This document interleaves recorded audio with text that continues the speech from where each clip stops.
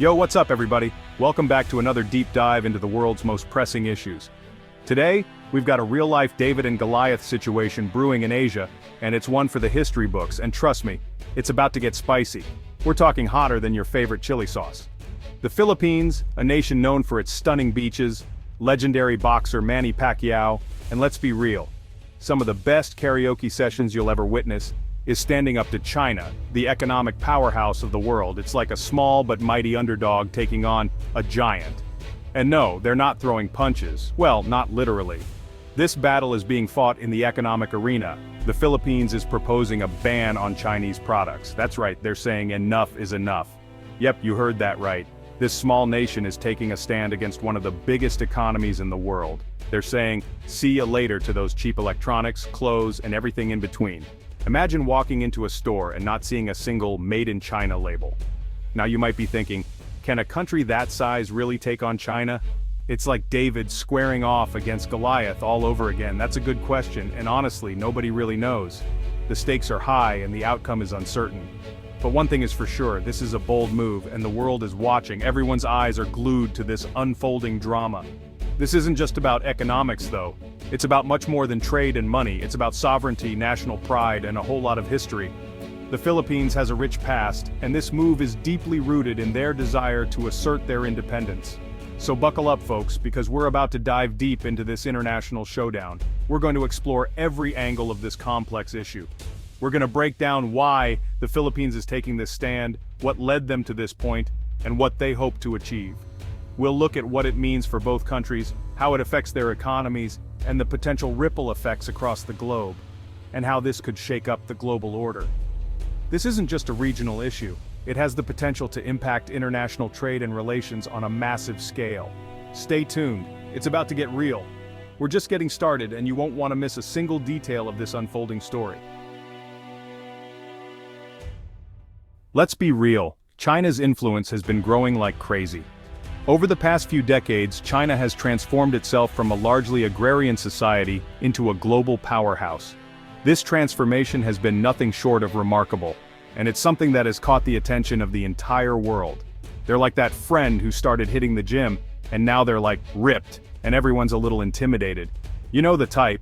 Suddenly they're bench pressing twice their body weight, and you're left wondering how they got so strong so fast. Their economy is booming, their military is expanding, and they're making their presence known all over the world. From the bustling stock markets to the grand military parades, China is showcasing its newfound strength in every possible arena. Now, there's nothing inherently wrong with a country flexing its muscles, right? After all, every nation has the right to grow and develop. But when that flexing starts to overshadow others, it can create a ripple effect that impacts global dynamics. But when that flexing starts to encroach on your territory, both literally and figuratively, that's when things get a little tense. Imagine a neighbor who keeps expanding their fence into your yard. It's bound to cause some friction. And that's exactly what's been happening between China and the Philippines. The South China Sea has become a hotbed of tension, with overlapping claims and competing interests. See, China claims a huge chunk of the South China Sea, an area rich in resources and a key shipping route. This sea is not just a body of water, it's a strategic lifeline for many countries, providing vital resources and trade routes. The problem is the Philippines, along with several other countries, also claim parts of that sea. It's a complex web of territorial disputes that has been simmering for years. It's like a giant game of maritime risk and nobody wants to back down. Each move is calculated, each claim fiercely defended, and the stakes are incredibly high. China has been building artificial islands, beefing up its military presence in the region, and generally throwing its weight around. These artificial islands are not just for show, they're equipped with military installations, runways, and other strategic assets. This has made the Philippines and many other countries in the region more than a little nervous. The regional balance of power is shifting, and countries are scrambling to respond. It's like having a roommate who keeps borrowing your clothes without asking and then acts like you're being unreasonable for wanting them back. The frustration is palpable, and the sense of injustice is hard to ignore. Not cool, China, not cool. The international community is watching closely, and many are calling for a more balanced approach. Diplomacy, dialogue, and mutual respect are needed now more than ever to navigate these turbulent waters. The United Nations and other international bodies have been trying to mediate, but the situation remains complex. It's a delicate dance of diplomacy, where every word and action can have far-reaching consequences. History has shown us that territorial disputes can lead to prolonged conflicts if not handled carefully. The hope is that through dialogue and cooperation, a peaceful resolution can be found. At the end of the day, it's about finding common ground and working together for a better future. The world is interconnected, and what happens in one region can impact us all. So, as we watch China's growing influence, let's also hope for a future where nations can coexist peacefully, respecting each other's boundaries and working together for the greater good. The journey ahead may be challenging, but with mutual respect and understanding, it's a journey worth taking. Okay, so we've got this whole South China Sea situation, right? It's a complex and highly contentious issue that has been brewing for decades, involving multiple countries with overlapping claims.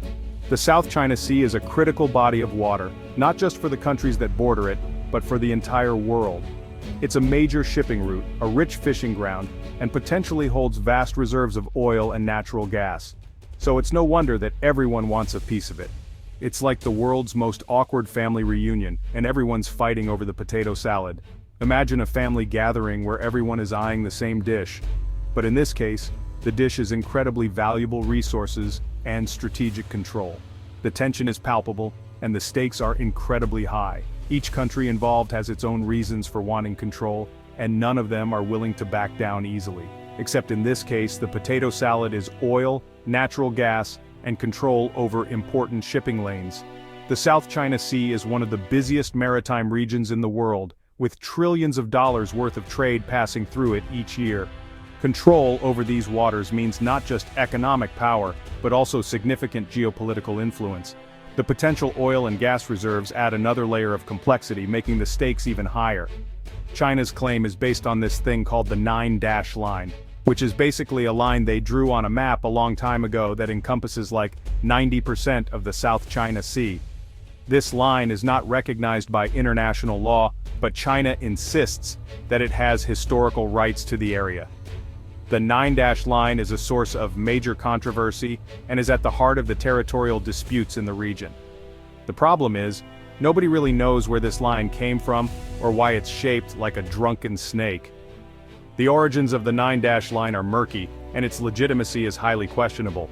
Analysts and historians have pored over old maps and documents, trying to make sense of it, but the line remains a contentious and ambiguous claim.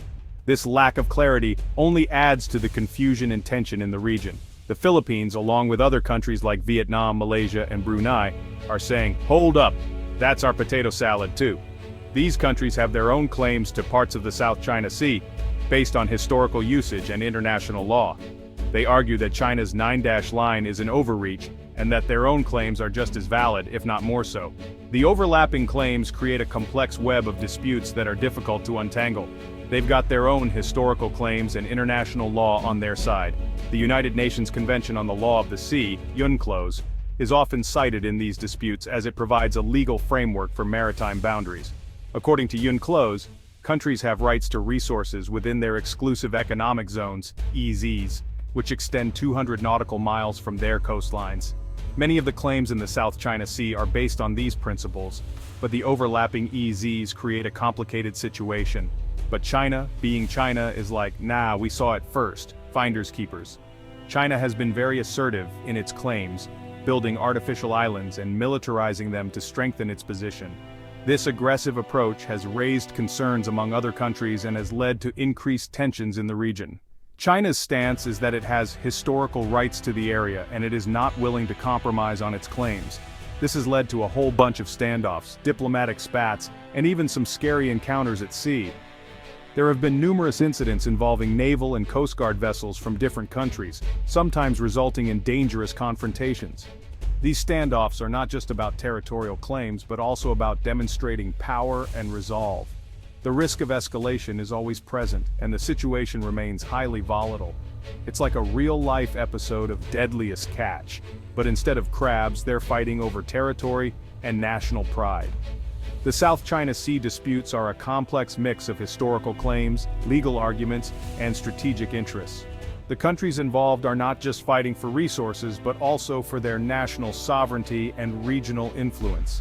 The situation is a delicate balancing act, and finding a peaceful resolution will require careful diplomacy and a willingness to compromise. Now, before we get into the whole ban thing, let's talk about the relationship between China and the Philippines. It's complicated, to say the least. It's like that couple that's always fighting, but then you see them holding hands at the grocery store and you're like, what's going on here? Culturally, there's a lot of overlap. There have been Chinese traders in the Philippines for centuries, and that influence can be seen in the food, the language, and even the faces of the people. It's a shared history for sure. Economically, China is a big deal for the Philippines. They're a major trading partner, a source of investment, and let's be real. A lot of Filipinos rely on those affordable Chinese goods. From clothes to electronics to those little plastic toys your kids love, China's everywhere. So, this ban, it's not a decision being made lightly. It's like breaking up with someone you've been with for a long time. It's messy, it's emotional, and it's gonna have consequences for everyone involved. If you found this video insightful, don't forget to subscribe, like, comment, and click the bell icon for more updates.